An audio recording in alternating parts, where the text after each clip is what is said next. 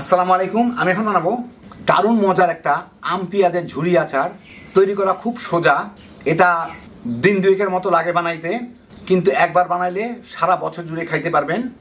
বিশেষ করে তেলটা অসাধারণ, যে কোনো ভর্তার সাথে মাখায় খাইতে পারবেন অথবা খিচুড়ি টিচুড়ি যে কোনো কিছুর সাথে। তো আসেন দেখি শুরু করা যাক। আমি এখানে কিছু কাঁচা আম নিচ্ছি। আমগুলাকে আমি ছিলে নিব, এই বোটার অংশটুকু ফেলে আমি আমগুলাকে প্রত্যেকটা আমকে ছিলে নিব।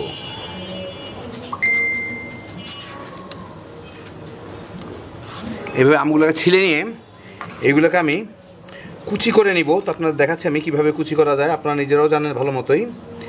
আমগুলোকে এইভাবে কেটে আপনারা হয় ছুরি দিয়ে এভাবে একদম চিকন চিকন পাতলা পাতলা করে কুচি করে নিতে পারেন। খুব পাতলা করে করতে হবে, আমরা যেভাবে পেঁয়াজ কাটি অনেকটা সেই ধরনের। অথবা আর একটা কাজ করা যায়, আমি যেটা দিয়ে করব সেটা হচ্ছে, আমার এরকম একটা জিনিস আছে, এরকম অনেক ধরনেরই পাওয়া যায় বাজারে কিনতে। ওগুলা দিয়ে আমি বড় একটা দাঁত লাগাই, মানে এখানে লাগাই, কাটা লাগাই, এখান থেকে এগুলো দিয়ে এভাবে ঘষলে এটা সুন্দর সুন্দর চিকন চিকন কুচি হয়ে যায়। দেখেন, এই দেখেন সুন্দর এখন চিকন চিকন চিকন চিকন ফালি ঝুরি ধরে কুচি হয়ে যায়। তো আমি এভাবে কুচি করে নিব। এইগুলো আপনারা অনেকে জানতে যাবেন কোথা থেকে কিনছি। আপনারা আজকাল অনলাইনে পাবেন, দরাজে পাবেন, বিভিন্ন জায়গায় পাবেন, এরকমও পাবেন অথবা এরকমও পাবেন। দাম হচ্ছে 300 টাকা থেকে শুরু করে 600 টাকার মধ্যে। যাই হোক, আমি সবগুলো আমকে এখন কুচি করে নিই। এভাবে আমি সব আমগুলাকে কুচি করে নিলাম। আমি এখানে 2 কেজি কাঁচা আম নিছিলাম। এখন আমি এর সাথে কিছু লবণ মেখে রাখবো। আমি মোটা দানার লবণ ব্যবহার করতেছি। এই যে দেখেন, এই ধরনের প্যাকেটের লবণগুলা, যেটার মধ্যে আয়োডিন নাই, মানে থাকার কথা কিন্তু নাই। যদিও বাংলাদেশের অধিকাংশ লবণে আয়োডিন নাই। যদি আয়োডিন দেওয়া থাকে তাহলে কিন্তু আপনার আচার কালো হয়ে যাবে। সেই জন্য নন আয়োডাইজ সল্ট ব্যবহার করার চেষ্টা করবেন বাইরে যারা থাকেন। আর বাংলাদেশে যারা থাকেন তারা একটু মেখে দেখতে পারেন যে কালো হয় কিনা। যদি দেখেন কালো হয় নাই, তা বুঝবেন এটার মধ্যে আয়োডিন ফায়োডিন কিছু দেয় নাই, মুখেই বলে দিছে। খালি দেখতে লবণটা সাদা, আরামে ব্যবহার করে ফেলতে পারেন। কারণ আয়োডিন থাকলে ত্বকের মানে এই অ্যাসিডিক জিনিসের সংস্পর্শে এটা কালো হয়ে যায়, আচারটা আপনার কালো হয়ে যাবে। যাই হোক, এটাকে আমি এখন ভালো মতো মেখে রেখে দিব যথেষ্ট পরিমাণ লবণ দিয়ে। অন্তত 20-30 মিনিট আমটা পানিও ছেড়ে দিবে, নরমও হয়ে যাবে। এই লবণগুলো আপনারা সাধারণত গরুর লবণ বলে, যে কোনো বড় মুদির দোকানেই পাবেন আপনারা।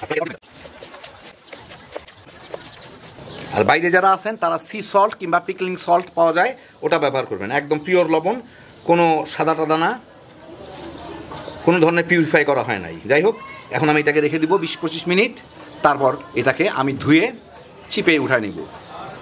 20 মিনিট পরে আমগুলা বেশ নরম হয়ে গেছে, দেখেন ভালো মতোই নরম। এখন আমি এটাকে 2 বার ভালো মতো পানি দিয়ে ধুয়ে নিব। আমি এগুলোকে ভালো মতো ধুয়ে নিলাম। এখন এইগুলোর থেকে আমি এইগুলাকে চিপে একদম পানিটা বের করে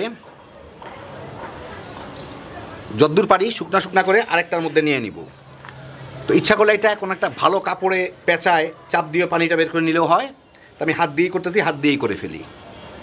আপনার যদি কোনো শক্ত কাপড় থাকে তার মধ্যে এগুলা উঠায় নিয়ে অল্প অল্প করে চেপে চেপে পানিগুলা ফেলে দিতে পারেন। তো আমগুলো আমি চিপে নিলাম ভালো মতো। এর সাথে আমি দিয়ে দিচ্ছি আমের অর্ধেক পেঁয়াজ। আমি পেঁয়াজগুলা একটু এইভাবে ভেঙে ভেঙে দিছিলাম, ওই আম ধরা হাতেই এটা করছি দেখে এরকম লাগতেছে। আম কিছু রয়ে গেছে। এই পেঁয়াজগুলা, এটা হচ্ছে পেঁয়াজগুলো হচ্ছে অর্ধেকের, আমের অর্ধেকের একটু বেশি আছে। পেঁয়াজগুলা কাটার পর একটু ঝুরা ঝুরা করে দিতে হবে, যাতে সব দিকে সমানভাবে মিশে, এক জায়গায় দলা পেকে না থাকে। এখন এর সাথে দিয়ে দিচ্ছি আমি পছন্দ মতো হলুদের গুঁড়া। আমি এখানে প্রায় 1.5 চা চামচের মতো হলুদের গুঁড়া দিলাম। মরিচের গুঁড়া আমি প্রায় 2 চা চামচের মতো দিচ্ছি। এটা বড় চামচ দেখে আমি এভাবে দিলাম।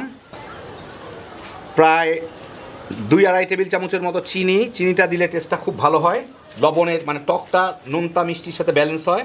আর আমি লবণ দিছিলাম আমের সাথে, যথেষ্ট লবণ আছে, সেই জন্য সামান্য অল্প একটু লবণ দেবো এর মধ্যে। এখন এগুলোকে আমি ভালো মতো মেখে নিব। তো ভালো মতো মিশিয়ে নিলাম।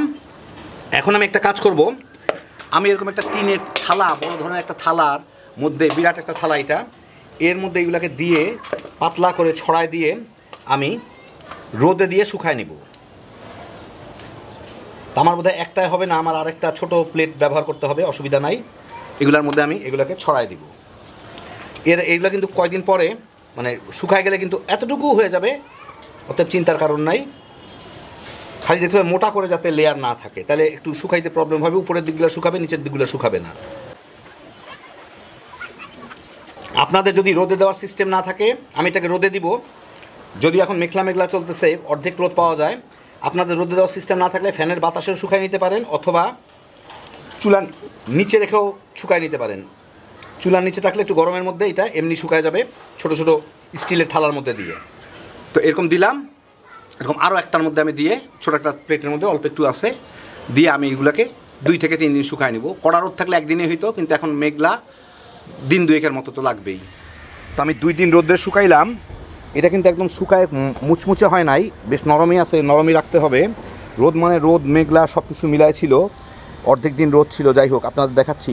উপর দিয়ে দেখেন ভালো মতো শুকায় গেলেও আপনারা যদি একটু উঠায় দেন তাহলে দেখবেন নিচের দিকে দেখবেন একটু কাঁচা কাঁচা আছে। এখন আমি এগুলাকে, বিকাল হয়ে গেছে এখন, এগুলাকে এইভাবে উঠায় উল্টায় আমি রেখে দিব, এই কাঁচা কাঁচাটুকু যাতে রাত্রের মধ্যে শুকায় যায়। কারণ এটা রোদ্রে দিলে কিন্তু একদম মচমচে হয়ে যাবে, তখন কিন্তু আচারটা ভালো হবে না।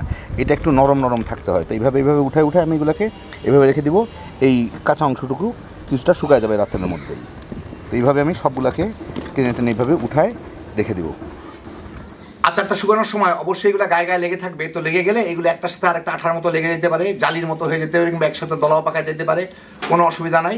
এভাবে টেনে টেনে আবার ঝুরি ঝুরি করে নেবেন, ছিঁড়ে ছিঁড়ে নেবেন, বাস তাইলেই হয়ে যাবে।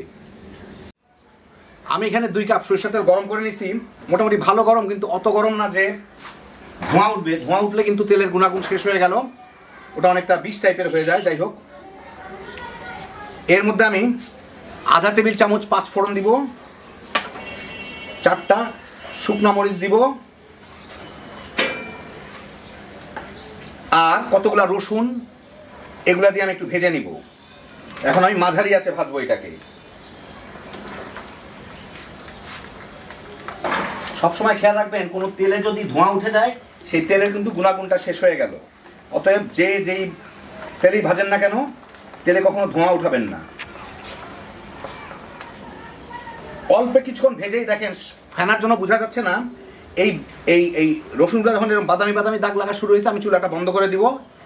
চুলাটা বন্ধ করে তেলটাকে আমি ঠান্ডা করে নিব। এই দেখেন হালকা হালকা বাদামি দাগ লাগা শুরু হয়েছে, এগুলার আশেপাশটা এইরকম। রসুনগুলোকে ভেজে নেওয়া যাবে না, আর সরিষার তেলে ফেনার জন্য বোঝাও যাবে না যে কতদূর হয়েছে। এই দেখেন হালকা হালকা বাদামি দাগ লাগা শুরু হয়েছে, 1 থেকে 1.5 মিনিট লাগে। এখন আমি চুলটা বন্ধ করে দিই, তেলটাকে আমি একটু ঠান্ডা, একদম পুরো ঠান্ডা করে নিতে হবে। তো আমগুলো আমি নিয়ে নিলাম। তেলটা ঠান্ডা হওয়ার পরে আমি এর থেকে এই যে মশলাগুলো আছে এগুলাকে উঠাই আমগুলার উপরে দিয়ে একটু মেখে নিব, যাতে ভিতর টিতর সব জায়গা পর্যন্ত তেলগুলা মানে মশলাগুলা থাকে। কারণ আমি এগুলোকে বয়মে ভরে ফেলবো, রসুন টসুন সব সহ এগুলাকে এর মধ্যে দিয়ে আর কিছু তেল দিয়েও মেখে নিব। বয়মে ভরে উপর থেকে তেল ঢাললে সবসময় মশলা ভিতরে পৌঁছায় না, যদিও মশলার ফ্লেভার তেলে চলে আসছে তারপরেও।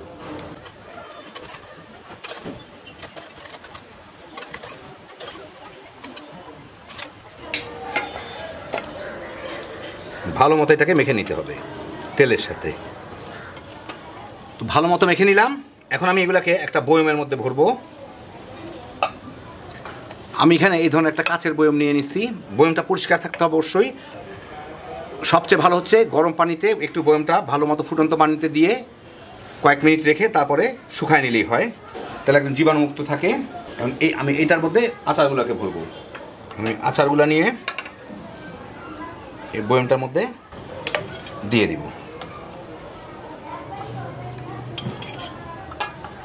হালকা একটু চেপে চেপে দিব, খুব বেশি চাপাচাপির দরকার নাই। একদমই যথেষ্ট। উপরে আমি একটু খালি রাখলাম, এই জায়গাটুকু আমার তেল দিয়ে ভরে দিতে হবে, এটাতে তেলের নিচে থাকে।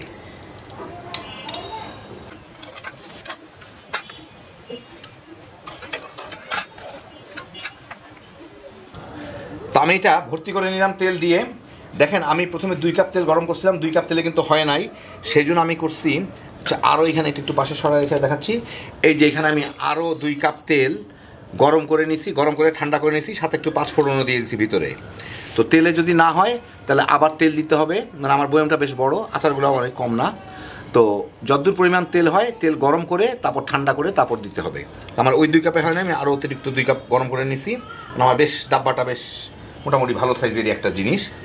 তা আপনাদের আমি কাছ থেকে দেখাই জিনিসটা, তাহলে আপনাদের বুঝতে সুবিধা হবে। তো এটা তেলের মধ্যে ডুবায় রাখতে হবে যেন তেল এটার উপরে থাকে। এর উপরে যদি আচার, মরিচ কিংবা রসুন যে কোনো কিছুই থাকে তাহলে কিন্তু সেটায় ফাঙ্গাস পড়ে যাবে। সেই জন্য সবসময় দেখতে হবে যে এটা সবসময় তেলের নিচে ডুবে থাকতে হবে পুরাটাই। তো তারপরে এর মুখ দিয়ে বন্ধ করে দিলেই হয়ে গেল। তো হয়ে গেল আমার দারুণ মজার কাঁচা আম পেঁয়াজের আচার। এটা কয়েকদিন এই বোতলের মধ্যে রাখলেই, ধরেন 4-5 দিন রাখলে এটা কিন্তু তেল চোষা শুরু করবে এবং তেলটাকে টেনে নিয়ে আচারটা ধীরে ধীরে এই আম পেঁয়াজ এগুলা নরম হইতে থাকবে। এটা যত দিন যাবে এর টেস্ট ততই বাড়তে থাকবে। 6 মাস 1 বছর হলে অসাধারণ টেস্ট হয়ে যায় এটার। তো প্রথমেই আপনি বানানোর 1-2 দিনের মধ্যে দেখবেন যে একটু শক্ত শক্ত হয়ে আসছে, কোনো চিন্তার কারণ নাই, ধীরে ধীরে এটা নরম হয়ে যাবে। আর যখন তেল শুকায় যাবে তখন সামান্য কিছু তেল, মানে পরিমাণ মতো তেল গরম করে এর উপরে ঢেলে দিবেন। সবচেয়ে ভালো যদি একটু 5 ফোড়ন দিয়ে গরম করেন, তাহলে ফ্লেভারটা অক্ষুণ্ণ থাকবে। খুব সহজ তৈরি করা, বানাইবেন, তামা তামা করে সারা বছর খাইতে পারবেন। হ্যাপি জোশের একটা আইটেম। আল্লাহ আপনাদের সবাইকে ভালো রাখুন, সুস্থ রাখুন, নিরাপদে রাখুন। ইনশাল্লাহ বেঁচে থাকলে আবার দেখা হবে। আল্লাহ হাফিজ।